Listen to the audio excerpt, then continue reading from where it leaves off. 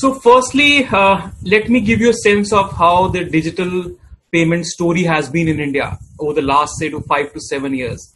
And I must say, India has done a phenomenal job on every kind of parameter that you look at. If you look at the number of merchants accepting digital payments, that has moved from 1.2 million merchants that we had in 2015 to now close to 7 million. So essentially, we have grown 5 times in 5 years. Right, that is phenomenal, and that is the fastest growing acceptance market in the world.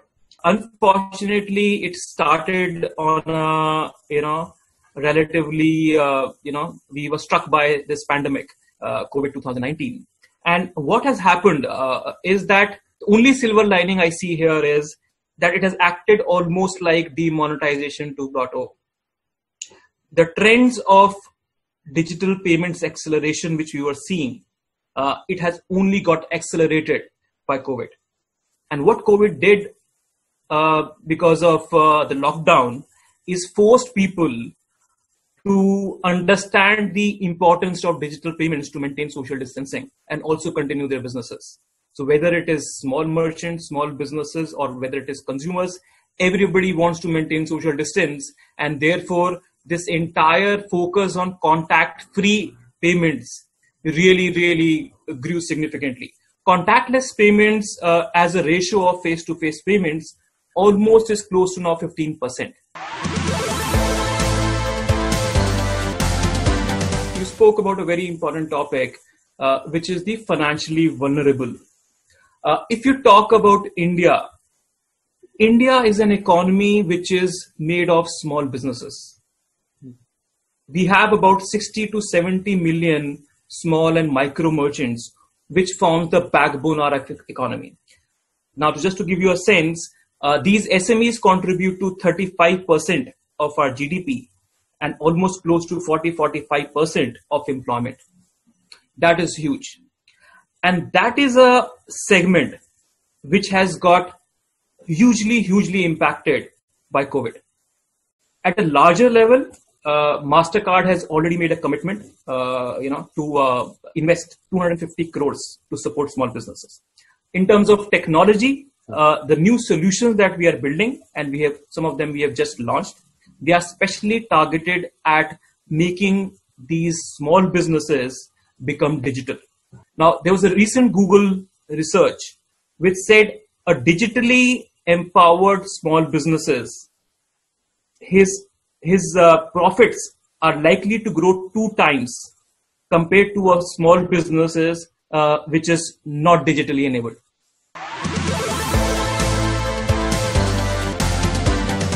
We have recently launched a solution called SoftPOS.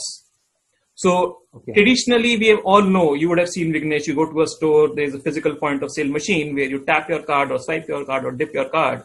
That POS hardware costs somewhere about 6,000 to 7,000 rupees for the small business. Okay? Mm-hmm. And when we're talking of financially excluded small businesses, a lot of them won't be able to afford such a, it's not a very financially optimal model. I was saying that how a traditional POS-based kind of acceptance infrastructure is not optimally suited for small businesses, right? Especially when you talk of tier 3 to tier 6 kind of locations, right? Because these small businesses have very, limited digital payments as of now, right? So that's where we have launched SoftPOS. Now, what does a SoftPOS do? Think about it as a small business. Most of them have access to smartphones today. We are a mobile first market.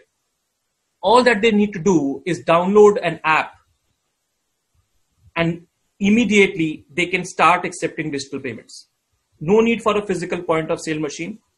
All that you need is a smartphone to accept payments in the store and also collect payments remotely to provide home deliveries. Also, it's not about only digital payments.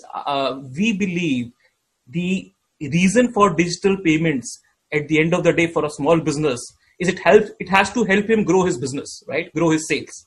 So that was the genesis of this entire solution called SoftPOS. Now, a small business not only can accept digital payments, they can create a digital avatar of his store.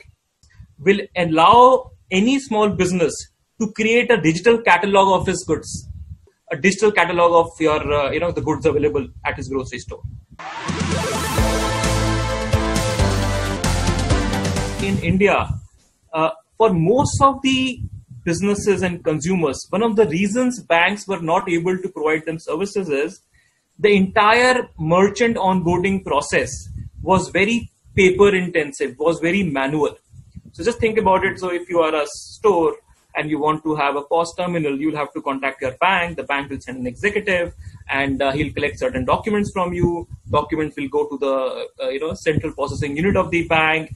There could be some more requirements. This to and fro would happen, and this entire process would take 3 to 4 weeks to get over, and then you will get your point of sale device.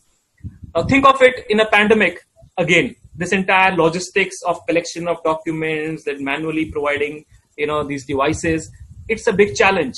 And forget about the pandemic. Generally, 30% of the cost of merchant acquisition came from onboarding. This onboarding process used to cost a lot for the acquirers, and also it used to take anywhere between 3 to 4 weeks. That's where we partnered with one of the Indian companies called Signsy. What does it do? It helps in digitizing this entire onboarding process of merchants. So let's take this example back. Now, instead of the sales guy coming to you, collecting documents, sending it back and to and fro, all that he needs to do is come to your place, scan your documents on the phone. The documents through the digital platform reaches the back end of the bank, and the bank can take a call on a real-time basis whether to approve or disapprove. This entire process, which used to take 3 to 4 weeks, has been reduced to 30 minutes. So 90% cost reduction, 90% reduction in turnaround time. The entire contactless journey in India started about 18 to 24 months back. Right? Within 18 to 24 months, we have gone from 0% to 15% penetration. And let me give you a sense of how this entire journey works and has worked in other parts of the world. Contactless is typically an 8 to 10 year cycle in the evolution of a country and the ecosystem, because it requires a whole lot of changes at the merchant side. You have to change the cards of the consumers, the devices have to be changed, then education and awareness. So again, it's a lot of awareness, a lot of adoption. All these things take time. It typically takes 8 to 10 years. If you look at markets like Australia, which are more evolved markets, where 90% of payments are contactless, or Singapore, or European markets where around 50% payments are contactless, they have taken that 8 to 10 years kind of time. Right? The initial part is the toughest part. Okay? And typically a 10% penetration of contactless payments takes about 4 to 5 years. What we have done is we have been able to reduce that from 4 to 5 years to less than 2 years.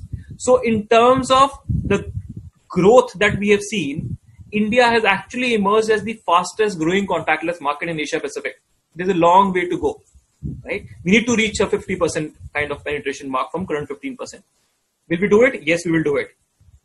How much time will it take? My sense is it's going to take another 3 to 4 years to reach that kind of penetration mark, which makes it India one of the fastest markets again to reach that kind of threshold.